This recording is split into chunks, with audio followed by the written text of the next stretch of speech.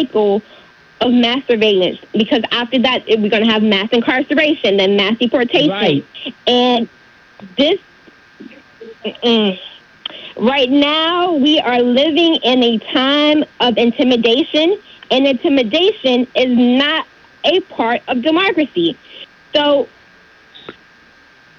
when we have our networks, when we're partnering with others, strengthening our community relationship is what's needed right now to be stronger and more effective leaders. Absolutely. Thank you. That was so powerful. Donald Hart, why have you, I mean, you're in Florida. Good God Almighty. Florida.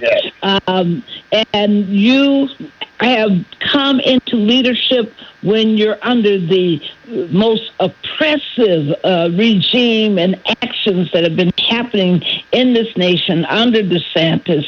Why have you stepped forward to say, yes, I'll be president of the Florida NAACP at this moment, sir? Oh, let me put it this way. It's a part of my DNA. My mother was she was a political activist with parties, where she was a delegate back in her days. My father was the president of the NAACP for a local branch for 45 years. So basically, I grew up in this type of work. It's not that I want in this world, traveling and seeing things that's going on. You have an obligation to the people to try to make it better. So like everyone was saying, talking about on this show today, how all the injustice that is going on right now, someone has to be the voice of those people who don't know how to go about doing it. So with me being a part of this, like I said, it was a part of me. And then just seeing the different things that's going on and how they undermine our lifestyle, the way that we live, the way that democracy is supposed to be ran, that makes you say, okay, we need to buckle down more. Join together. We need those partnerships because we cannot do it alone. The NAACP been around since 1909. The state of Florida been around for 84 years. And we still see the same cycle going around over and over and over. When we move forward, we get knocked back 20 miles. So it's just a battle. And you see where people don't know how to step up or don't know what to do. So it's our job as leaders to get out there and teach them. And that is so important. And you showed that belief at this convention that you're in the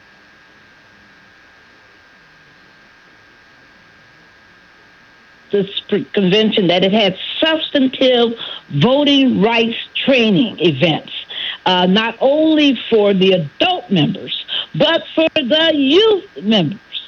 And you had one of the largest youth turnouts ever for a state convention. Why, Donald Hart, was it so important for people to have those trainings, to take out the time to have substantive trainings? Because we got to know. We got to teach people how to move forward. And like one of the speakers said already, to understand your rights. How do you protect yourself from the injustice that is going on?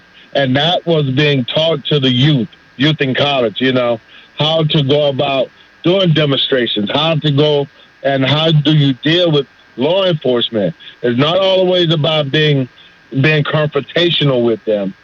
Know how to stand your ground, and then instead of fighting with law enforcement, use the system against them by filing complaints against them.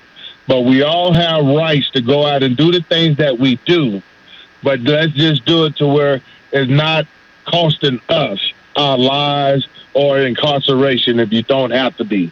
But that is what it's about. And that's one of the things that I will continue in the state of Florida, working to get our youth up and running with the knowledge that they need and the Florida State Conference will be a training ground for all the adults as well as the youth. That is why I look for my committee chairs to be knowledgeable of their position so that they can teach the branches where they could go out and do the things that is needed under the bylaws and constitution of the Florida State Conference. Thank you so much. And Eboni, before I come to you, Reverend Wilson, let me ask Eboni just one quick question. Eboni, you and A.J. Consinari and Angel Deshaun Edwards, three of our alumni, led a 2.5-hour training session at the NAACP convention in Florida for 100 young people, ages, Daryl, 5 years old to 27. Why was this training important, and what for you quickly was the highlight of the training? This training was important because that ballroom was filled with people who could not yet register to vote because of their age, right? So it was important that we reached them and got them activated so when the time comes when they're 17 years old, they know exactly what to do. But our workshop did not depend on what they can do when they turn 17. So we spent that entire morning on what you can do. What does canvassing look like? What does a voter engagement strategy look like as a young person? And we heard from the youth what their issues were, right? From bullying to lack of teachers to drug and alcohol use, the lack of empathy. We heard from them. We allow the youth to share their concerns where they felt safe and valued. And wow. What I took away from this workshop was that we got to hear from the youth. And they know now how to go back to their units and their branches on what they can do to get their community encouraged and activated in voting in local elections, state elections, federal elections, elections in their schools. They know exactly what to do. They have a training. They have an outlet. They have resources. And we started at 5 years old. So the takeaway is that you don't have to be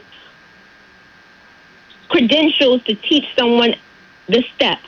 And I hope that moving forward with either the state convention and any other programs that we really look at our legacy. Leadership is not the position you play in. Leadership is the legacy you leave behind. And your legacy is the generations that are currently here. So the more we empower the legacy, this generation, the better off we will be. Thank you. And Daryl, Reverend Wilson, we know you've been on this battlefield, right, Daryl? We know she's been on this battlefield, one of the most powerful leaders in this country. Absolutely. Go ahead, Daryl. Why don't you take the question to Reverend Wilson? Reverend Wilson, you've been on the battlefield. You've been battling a lot of times right beside Reverend Jesse Jackson in a lot of these fights, in a lot of these struggles that we've had for voting rights and civil rights. Is there something different about the struggle now, today, that we're going through than we've gone through previously and that you've experienced? Well, I think in the past we did not have social media. We did not have this level of instantaneous communication. And also in the past, we were trained before we hit the field in nonviolent resistance. And I think it's so important as we talk about resisting, it has to be nonviolent. That's what made Dr. King, Reverend Jackson, Gandhi so powerful. Because in the face of hostility, in the face of negative comments and forces that were prepared to do bodily harm, they continued in nonviolent language, nonviolent actions, And so they were able to move forward. And it takes a lot more courage and strength to be nonviolent when people are cursing you, when people are threatening you as what is happening now.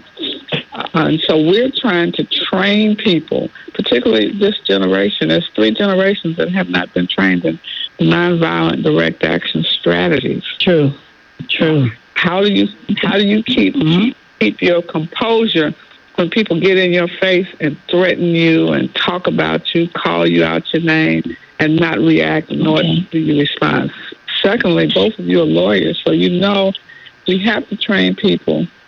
You have rights, but at a certain point, if people are not valuing your rights on the street, you don't want to litigate at that very moment, because you can cause yourself great bodily harm and others if you get agitated and you start reacting. For example, they ask you for your ID, you show them, and then if they tell you to move as you're filming, turn your camera off, move to a safe place. And then when you get to a safe place, you save your film and upload it to the various agencies. You are not a lawyer. Even if you have a law degree, you're not a lawyer at that moment. You're simply a citizen that needs to be protected, and you don't want to cause harm to the other people with you. Don't protest as a single individual. All right. Thank you, Eric. Thank you so much. Thank you. Thank you so much. Everyone, as we end the show, I'm going to give the last 1 minute comment to Alex, because we want to, free D.C. It's been so brilliant in keeping up a constant resistance to the takeover. What do you want our listeners across the country to do right now to help? What is it that you want to make sure in your closing 1 minute comment? What do you want to say to this nation? Well, first, I want to thank everyone, and you, Barbara, in particular, and Daryl, for this conversation. It's so needed and so important. And thank you to the other speakers today for sharing your views. It's been inspiring to me. One thing that would be incredibly helpful for D.C. residents, for folks across the country, is to help pressure Congress to end D.C.'s occupation. As you all know, D.C. does not have congressional representatives of our own who have any voting power. That's one of the reasons why we need statehood for the District of Columbia. So we need the help of people across the country, and you can go to freedcproject.org/allies to send a letter to your 3 members of Congress, your senators and your representatives, telling them to take every action that they can to not only end the occupation, but to also fight the other attacks that D.C. is experiencing from Congress, including through budget riders and now new legislation that will attempt to take away even more power from D.C. We could really use the help fighting all of those. Thank you so much. Daryl, take us home. We got just 1 good old minute. Take us home. Fantastic. I want to certainly thank Reverend Dr. Janette Wilson with Rainbow Push for being with us today. Thank you, Eboni Jean Charles, for being with us coming out of Miami-Dade County. Thank you so much, Alex Dodds, for all that you're doing and continue to do. Thank you, President Donald Hart, Sr., the current president of the Florida State Conference of the NAACP. Thank you to the students of Georgetown University, Howard University, George Washington University, American University for getting in good trouble, getting out in the streets, having this walkout that they're doing today. Folks, we'll say it, we'll say it, we'll say it again. There's a time when you have to get off the sidewalk, get into the streets, and get in some good trouble.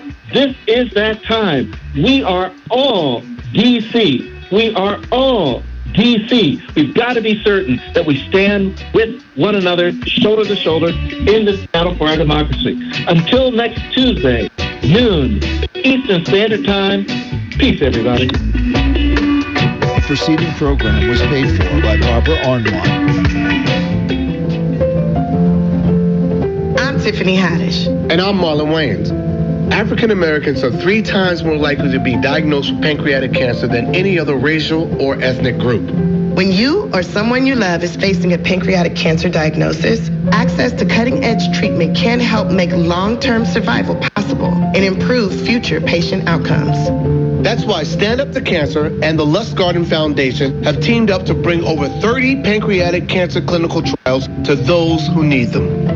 Learning all you can about pancreatic cancer, including treatment options and what clinical trials are available.